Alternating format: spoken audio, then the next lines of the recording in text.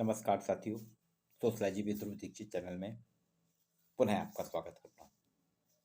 आज भारत सरकार ने 3 भारत रत्नों की घोषणा की है।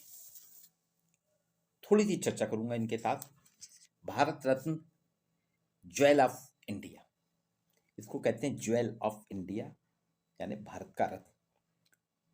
ये राष्ट्रीय स्तर का सर्वोच्च सम्मान है जो असाधारण कार्य, मतलब व्यक्ति के सामाजिक, आर्थिक, राजनीतिक या वैज्ञानिक किसी भी प्रकार की असाधारण प्रतिभा के लिए दिया जाता है। 2 जनवरी 1954 2 जनवरी 1954 से इसकी शुरुआत हुई थी और सबसे पहले 1954 में जो 3 हमारे यहाँ दिए गए भारत रत्न वो थे सी राजगोपालाचारी। हम सभी जानते हैं कि हमारे राज्य के भारत जब आज़ाद हुआ, सी राजगोपालाचारी गवर्नर थे। फिर उसके बाद राधाकृष्णन शिक्षाविद और राष्ट्रपति भी रहे, प्रकांड विद्वान थे, फिलॉसफी के, दर्शन शास्त्र के। और CV Raman, Raman effect Nobel पुरस्कार भी इनको मिला है, सीवी रमन 1954 में। अभी तक टोटल कुल मिला के 53 भारत रत्न दिए जा चुके हैं। वर्तमान सरकार ने अभी इसी माह में 5 लोगों को भारत रत्न दिया है। पहले दिया कर्पूरी ठाकुर को, फिर लाल कृष्ण आडवाणी जी को, फिर उसके बाद में अभी चौधरी चरण सिंह, पीवी नरसिम्हा राव और एसएम स्वामीनाथन को। अभी 5 जो इन पे खास चर्चा हो रही है, इसको लोग कह रहे हैं ये पॉलिटिकल। 5 स्वर्ण ये भारत रत्न दिए गए, जो स्वर्ण पदक नहीं, भारत रत्न, इनको लेके कहा जा रहा है ये Bharat Ratna jewel of India नहीं है, ये पॉलिटिकल ज्वेल है। इन 5 के माध्यम से सरकार ने अपना 2024 का चुनाव जो है उसका एजेंडा फिक्स किया है। कुछ लोग इसको कुछ और भी कह रहे हैं। इसे सामान्यतः कुछ लोगों ने कहा है 5M है, 5M। 5 भारत रत्न जो है 5M's के नाम से जाने जाते हैं। अब M को अलग अलग तरीके से यहाँ डिफाइन किया, वो मैं करूँगा।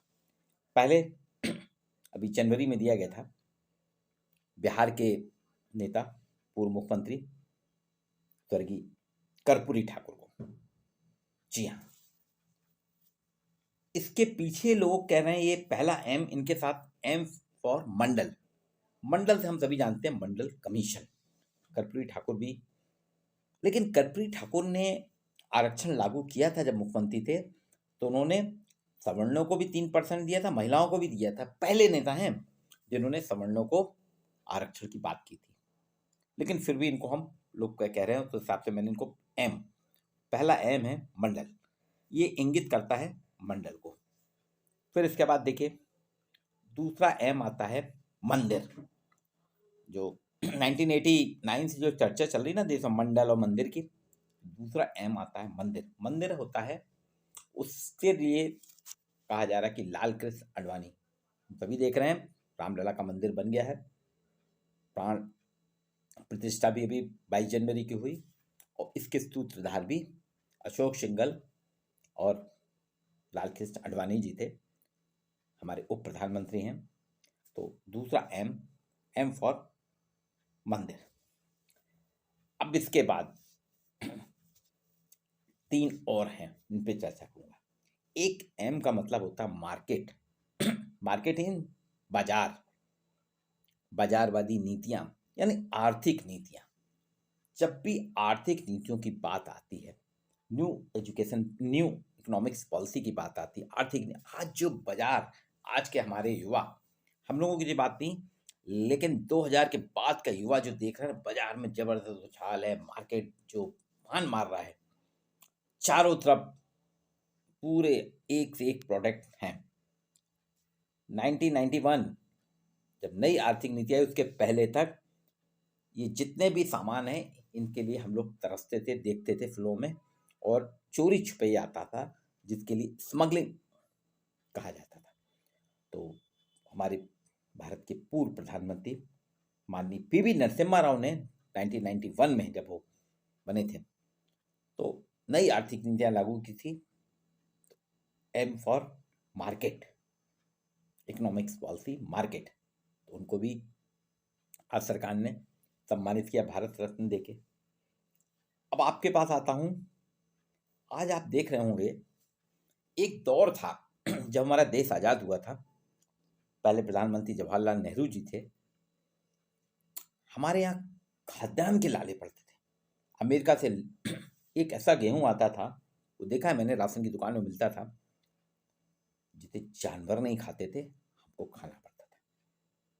शास्त्री जी ने तो एक बार ये हालत हो गई थी, कहते कि हर आदमी को एक बार हफ्ते में उपवास रखना चाहिए। और आप जानते होंगे शास्त्री जी ने जो उपवास की बात की थी, शुक्रवार का जो है, ऐसा कहा जाता है संतोषी माता का व्रत उन्हीं ने स्टार्ट करवाया था। एक दिन पूरा देश भूखा रहेगा, उपवास करेगा, तो उतना अनाज बचेगा, ये उनकी सोच थी। उस वक्त देश में हरित क्रांति, कि देश में खुद ही इतना उत्पादन हो कि आज आप देखिए भारत में सरप्लस उत्पादन है। हरित क्रांति, मिलेट्स की बात होती है, मोटा अनाज जो है ना, मिलेट्स, इसके प्रणेता हमारे यहाँ के साइंटिस्ट, वैज्ञानिक एस.एम. स्वामीनाथन है। जी हाँ, उनको भी आज स्वामीनाथन जो उन्होंने हरित क्रांति लाई थी मिलेट्स की, कि आज हमारे यहाँ ये स्थिति कि अनाज सड़ जा रहा है, इतना सरप्लस है। और पिछले कोविड के आने से सरकार तो 80 करोड़ लोगों को मुफ्त बांट रही है, तो इतना सरप्लस है कि 2020 से 2020, 21, 22, 23, 24, यानी 6 साल से लगातार मुफ्त अनाज बांटना, ये स्वामीनाथन के हरित क्रांति का एक बहुत बड़ा असर है। अब इसके बाद आता है एक और, चौधरी चरण सिंह। जी हाँ, चौधरी चरण सिंह किसान नेता हैं। किसान अपना माल कहाँ लाता है? मंडी में। जी हाँ, किसान अपना जो भी उसका प्रोडक्शन होता है, जैसे उद्योगपति का प्रोडक्शन कहाँ होता है? इंडस्ट्रीज में, फिर वो बाजार में आता है। लेकिन किसान के खेत में होने वाला प्रोडक्शन वो उसको मंडी में लाता है। मंडी में फिर सरकार भी खरीदती है, बिचौलिए भी खरीदते हैं, और उसका किसको मिलता है श्रेय? पूरा श्रेय ले जाते हैं बिचौलिए, किसान रोता रहता है, उसको अपनी उत्पादन, अपनी फसल का उतना मूल्य नहीं मिलता। वो मंडी कैसे मजबूत हो, मंडी में किसानों को कैसे उनका दबदबा बने, उस किसानों के लिए लड़ने वाले सतत वही चौधरी चरण सिंह जी, ये भी हमारे देश के प्रधानमंत्री रह चुके हैं। इनको भी आज सरकार ने भारत रत्न पुरस्कार दिया। तो ये 5 एम की बात देखिए, एक मंडल, एक मंदिर, एक मिलेट्स, एक मार्केट और एक मंडी। ये 5 एम जो हैं, इनको इस तरीके से भी अपन कह सकते हैं कि सरकार ने जो 5 लोगों को दिए हैं 2024 के जो भारत रत्न, उनको 5 अलग अलग विधाओं में अगर देखें, असाधारण सर्वोच्च सम्मान है, असाधारण प्रतिभाओं के लिए है। अभी इसमें एक और है एम, एक एम और होता है, एम फॉर होता है मिल्क। मिल्क की जब बात होती है, दूध की जब बात आती है, तो श्वेत क्रांति की बात आती है, और कुरियन की बात, वर्गीस कुरियन की बात आती है। जो कुरियन ने श्वेत क्रांति लाई थी, अमूल दूध।